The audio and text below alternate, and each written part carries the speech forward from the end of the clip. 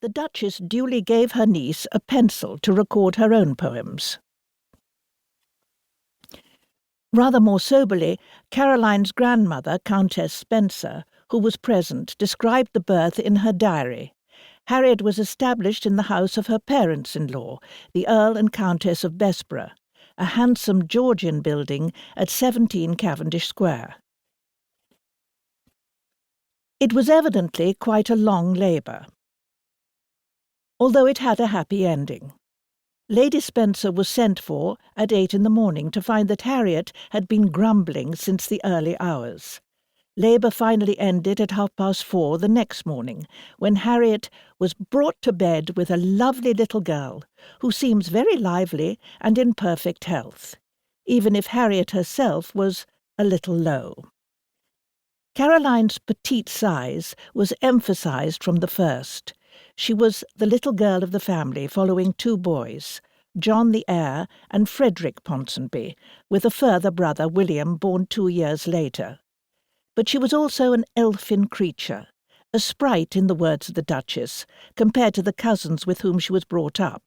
Georgiana Cavendish, little G, daughter of the Duchess, was born in 1783. The Duchess of Devonshire gave birth to another daughter, Harriet Cavendish, always known as Harrio, a few months before Caroline was born. No one ever compared little G or Harrio to a sprite.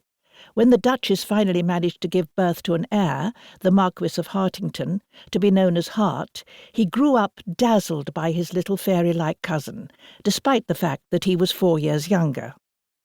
The closeness of the two families, Devonshire and Bessborough, Cavendish and Ponsonby, was symbolised by the fact that little G and Frederick Ponsonby shared a christening. Not only were their respective mothers sisters, but their fathers were actually first cousins. There were, however, other members of the family circle equally close, yet without conventional status.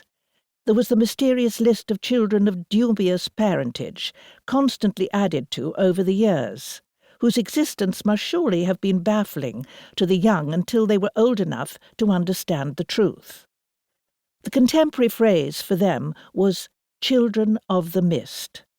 This convoluted circle of parents and children, with marriage the outsider, bore out the lament of a pamphlet published in 1785, the year of Caroline's birth.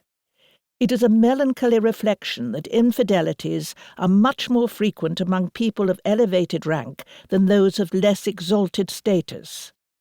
Above all, there was the seductive presence of Lady Elizabeth Foster, mistress of the Duke of Devonshire, a contemporary of the Spencer sisters, Georgiana and Harriet. Bess, as she was known, was the daughter of the Earl of Bristol, and had 2 sons by her husband John Foster. Her powers of charm were legendary.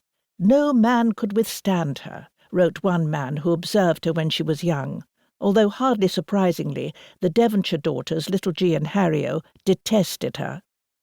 Physically, Bess had been described as the opposite of Georgiana, tiny to Georgiana's magnificently glamorous appearance.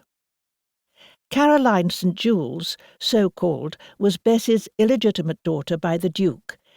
The elderly Comte de St. Jules agreed to accept paternity. There would be a son, William Clifford, born in 1788. Caroline St. Jules was actually born on the 16th of August, 1785, 4 days before the Duchess gave birth to her own, Harrio, implacably demonstrating that the Duke had had sex with his wife and mistress within days. As the children grew up, the extreme closeness of Georgiana Duchess and Lady Bess must have added to the confusion. The tone of their correspondence, my dearest, dearest Bess, my lovely friend, etc., might also suggest that the two women were genuine lovers. However, Georgiana Duchess was not without her own more conventional admirers. In turn, she would dive abroad a few years later to give birth to Eliza Courtenay, daughter of her lover, Charles Grey.